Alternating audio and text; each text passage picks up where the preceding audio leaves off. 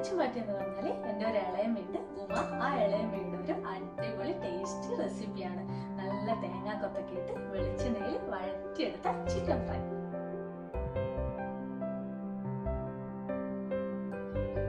ഞാനിവിടെ ചിക്കൻ നന്നായിട്ട് കഴുകിയിട്ട് ചെറിയ പീസാക്കിയിട്ട് കട്ട് ചെയ്ത് വെച്ചിട്ടുണ്ട്. ഇത് ഏകദേശം 1/2 കിലോയിലും കുറച്ച് കൂടുതലുണ്ടാവും ചിക്കൻ. ഇതിലേക്ക് ഞാൻ 1 ടേബിൾ സ്പൂൺ മുളക് പൊടി ചേർക്കാണ്. നിങ്ങൾക്ക് വേണമെങ്കിൽ കുറച്ചുകൂടെ അധികം ചേർക്കാം എരിവിനനുസരിച്ച്. നമ്മൾ എന്തായാലും ഇതിൽ പച്ചമുളകും കൂടെ പിന്നെ ആഡ് ചെയ്യും. പിന്നെ 1 ടീസ്പൂൺ മഞ്ഞൾപ്പൊടി, 2 ടേബിൾ സ്പൂൺ മല്ലിപ്പൊടി. ഈ മല്ലിപ്പൊടി നമ്മൾ ചേർക്കുമ്പോൾ നന്നായിട്ട് മൂത്ത മല്ലിപ്പൊടി ആയിരിക്കണം. നമ്മൾ വറക്കുമ്പോൾ നല്ല കളറായിട്ട് വറുത്തിട്ട് പൊടിച്ചതായിരിക്കണം. അത് ഞാനിവിടെ 2 ടേബിൾ സ്പൂൺ ചേർക്കുന്നുണ്ട്. 1/2 ടീസ്പൂൺ ഗരം മസാല പൊടിച്ചത്, ആവശ്യത്തിന് ഉപ്പും, 2 ടീസ്പൂൺ വെളിച്ചെണ്ണയും. ഇത് നന്നായിട്ട് മിക്സ് ചെയ്തെടുക്കണം നമുക്ക്.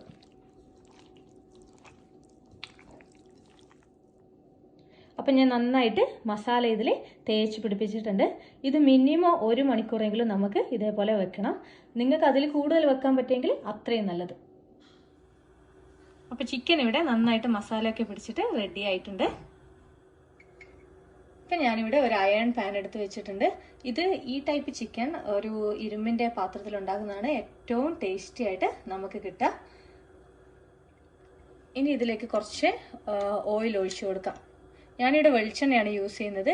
ഈ ചിക്കന് വെളിച്ചെണ്ണയാണ് ഏറ്റവും ബെസ്റ്റ്. ഇതിപ്പോൾ ചൂടായിട്ടുണ്ട്. ഇതിലേക്ക് ഞാൻ കുറച്ച് തേങ്ങാക്കൊത്ത് ഇടുകയാണ്.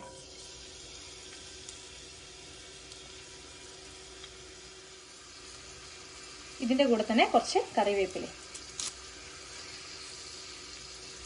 ഇതൊന്നിനി വഴറ്റിയെടുക്കാം.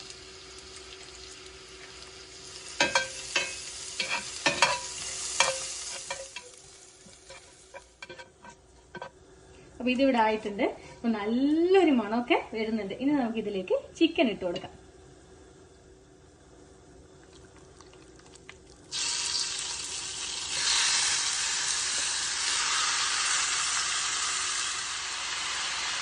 ചിക്കൻ ഇനി നമ്മൾ ഇതിലിട്ടിട്ടാണ് വേവിക്കുന്നത്. ഇതിലേക്ക് കുറച്ച് വെള്ളം കൂടെ ഞാൻ ആഡ് ചെയ്യുന്നുണ്ട്. നമുക്ക് വേണമെങ്കിൽ പിന്നെ കുറച്ചുകൂടെ ആഡ് ചെയ്ത് കൊടുക്കാം. ഇതിനി ഒന്ന് അടച്ചു വെച്ചിട്ട് നമുക്ക് കുക്ക് ചെയ്തെടുക്കാം.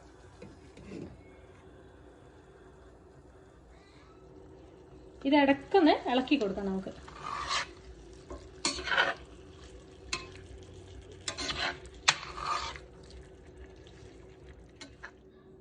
ഇനി ഞാനിവിടെ 2 സവാള എടുത്തിട്ടുണ്ട്. 2 ചെറിയ സവാളയാണ്.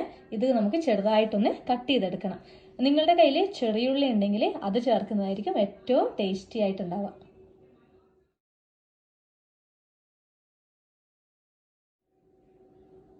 അപ്പോൾ സവാള ഞാനിവിടെ ചെറുതായിട്ട് കട്ട് ചെയ്ത് വെച്ചിട്ടുണ്ട്. ഇനി നമുക്ക് വേണ്ടത് കുറച്ച് പച്ചമുളകും കുറച്ച് ഇഞ്ചിയും കുറച്ച് വെളുത്തുള്ളിയാണ്. പച്ചമുളക് നിങ്ങളുടെ എരിവിനനുസരിച്ച് നിങ്ങൾക്ക് ചേർത്ത് കൊടുക്കാം.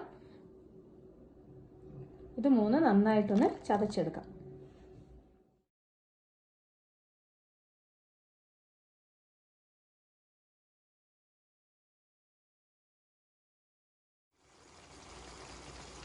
ചിക്കൻ ഇവിടെ ഹാഫ് കുക്കായിട്ടുണ്ട്. ഇതിൽ നിന്ന് നിറയെ വെള്ളമൊക്കെ ഇറങ്ങി വന്നിട്ടുണ്ട്, നിങ്ങൾക്ക് കാണാം. ഇനി ഞാൻ ഇതിലേക്ക് നമ്മളുടെ കട്ട് ചെയ്ത് വെച്ച സവാള ആഡ് ചെയ്യാണ്. അതിൻ്റെ കൂടെ തന്നെ നമ്മൾ ചതച്ച് വെച്ച ജിഞ്ചർ, ഗാർലിക്, പിന്നെ ഗ്രീൻ ചില്ലിയും കൂടെ ഇതിൽ ചേർക്കാം.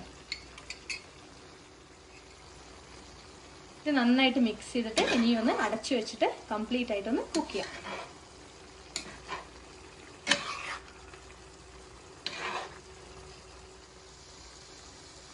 അപ്പോൾ ചിക്കൻ ഇവിടെ കുക്കായി വരുന്നുണ്ട്. നമുക്കിതിന് നന്നായിട്ടൊന്ന് വരട്ടിയെടുക്കാം. അതിനു മുമ്പ് ഞാൻ കുറച്ച് കുരുമുളക് പൊടിയും കൂടെ ചേർക്കുന്നുണ്ട്.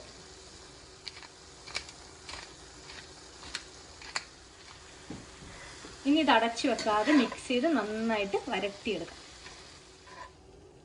ഇത് ലോ ഫ്ലെയിമിൽ ഇട്ടിട്ട് നന്നായിട്ട് ഇളക്കി കൊടുക്കണം. നിങ്ങൾക്ക് വേണമെങ്കിൽ കുറച്ചുകൂടെ വെളിച്ചെണ്ണ ഇതിൽ ഒഴിച്ചു കൊടുക്കാം. ഇതിൻ്റെ കളറൊക്കെ ഒന്ന് ചേഞ്ച് ആയി വരും കുറച്ച് കഴിയുമ്പോഴേ.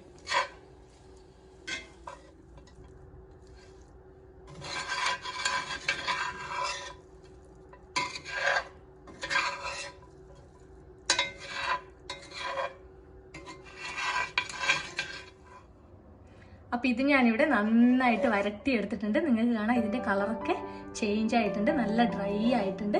ഇനി നമുക്കിത് ഓഫ് ചെയ്ത് വെക്കാം.